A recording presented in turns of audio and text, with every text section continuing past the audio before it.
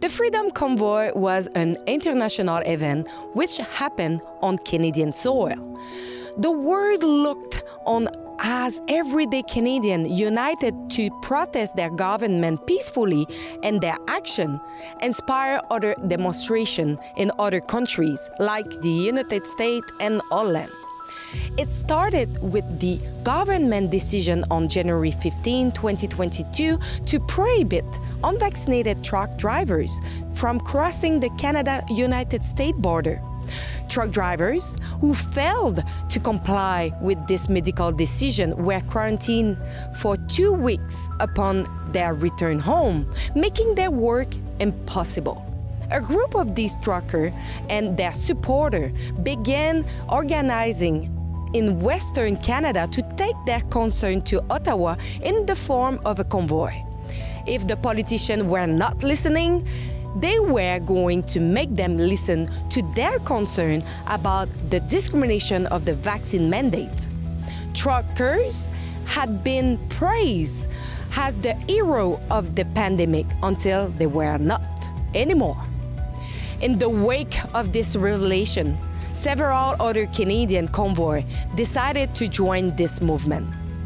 On January 14, just before the government decision was put in place, a GoFundMe was created by Tamara Lich and Benjamin Ditcher in order to allow Canadians to throw their financial support behind the various truckers who were going to stay in the city of Ottawa for an indefinite time. Tamara Lich is a caring, committed Indigenous grandma who has always defended individual freedom.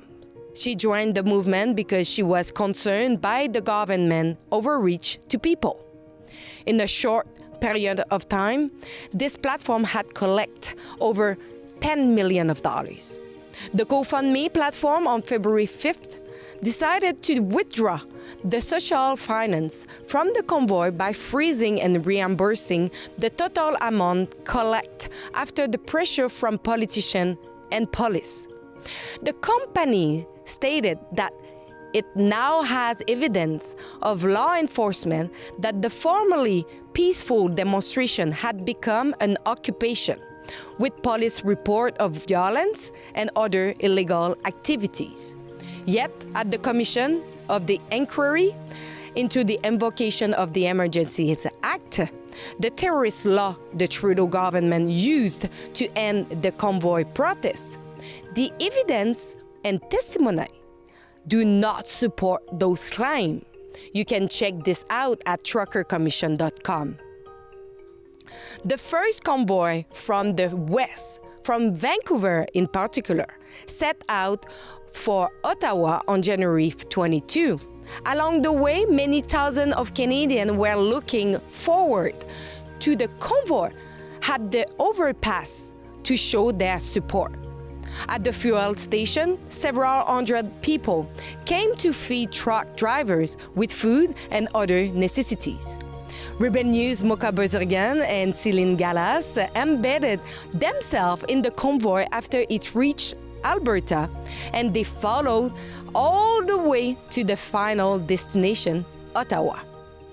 On January 29, it was clear Ottawa was not the same place. A boring town of mostly bureaucrats came to life after 2 years, a festive town full of energy.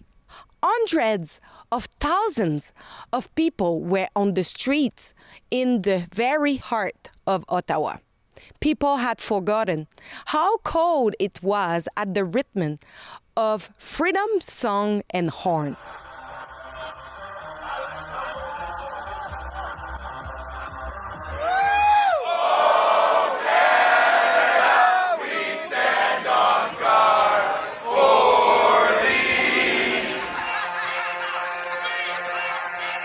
On this first weekend, the presence of so-called agitators did not go unnoticed by the bailout media, who framed these lone outliners to paint the convoy as dangerous and racist people.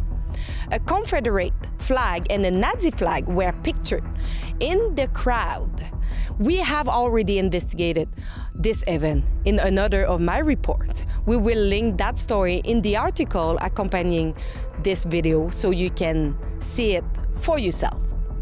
After that first weekend, the city of Ottawa did not return to normal because the truckers were not leaving before the government lifted the restriction.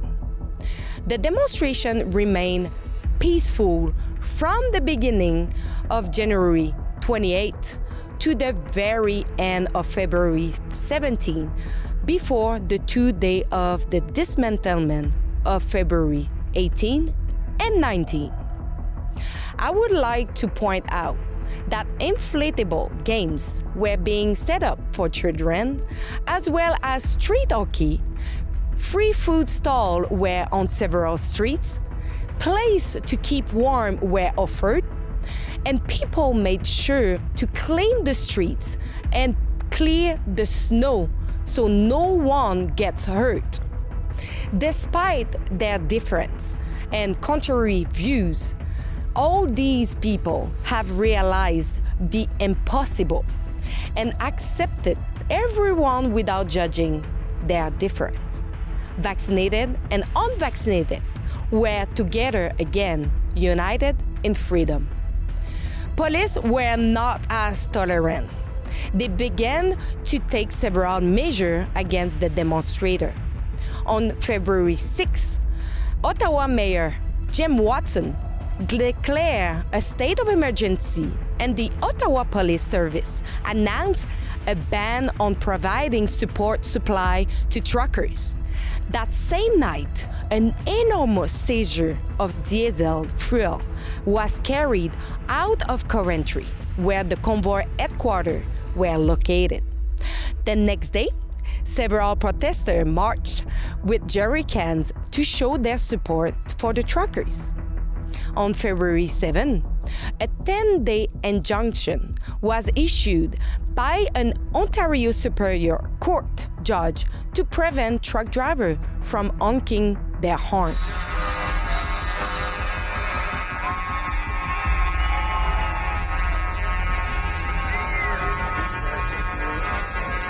Then there were announcements that authorities would consider seizing children and animals from the convoy.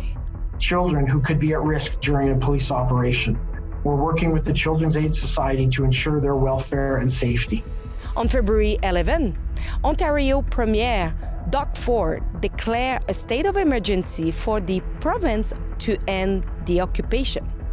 On February 12 and 13, through a mediator, the convoy organizers were able to contact Mayor Jim Watson to reach a common ground and redirect the truck out of the residential areas. Mayor Watson's request was to have everything done by the 14th around noon. Truckers had begun moving trucks with the help of the police in a show of good faith. The inquiry revealed that Marcel Baudin, from the Ontario Provincial Police, had developed detailed plan. That plan was submitted on February 14 to Trudeau cabinet, but it was ignored and the Emergencies Act was invoked. I understand this is an email from the Deputy Minister of Public Safety, Rob Stewart, to you, right? Yes. Okay, and in the third sentence on the top paragraph, it says, "We have a big meeting this afternoon where this will be discussed, so I really need your input," right? Yes. All right. Did you know that that meeting was at 3:30 p.m. and that it was with Cabinet and it was the incident response group of the political executive meeting and that your proposal was provided to them? No. Okay. It was. I can tell you that. And then they invoked the Emergencies Act. Thank you. On February 15, a first blue document was distributed to the protester and the various vehicles to leave well, and that any participant or helpers in this demonstration face criminal offense and could be arrested. On February 16, a second red document was distributed mentioning the last notice to leave the city. Since we did not know when the police were going to take action, my colleague Lincoln J. and Guillaume Roy and I stayed on the streets day and night. When the police arrived on Rideau Street on the 18th, opposite of the Westin Hotel, everything started to fall apart. The police were equipped with several weapons, horses, armor, tanks, gas and cayenne canister, and baton. A number of arrests were made in a savage, violent manner. People were trampled by horses and beaten with sticks. Vehicle windows were smashed and much more. A terrible ending, which was pointless. Today, a commission of inquiry is in progress to determine whether the Emergencies Act was necessary to put an end to this peaceful demonstration. Remember to follow us at truckercommission.com to keep you updated. And if you want to rewatch our Convoy report, you can go to convoyreport.com. Thank you. It was Alexa for Urban News. So right now there is a commission about the invocation of the Emergency Act to know if it was really necessary to have it, to dismantle and to make a end of the peaceful protests in Ottawa. If you want to keep you updated and see all our coverage, you can do so at truckercommission.com. And if you want, you can donate generously so we can continue to cover it, because as you know, without you, we cannot do it. So thank you very much.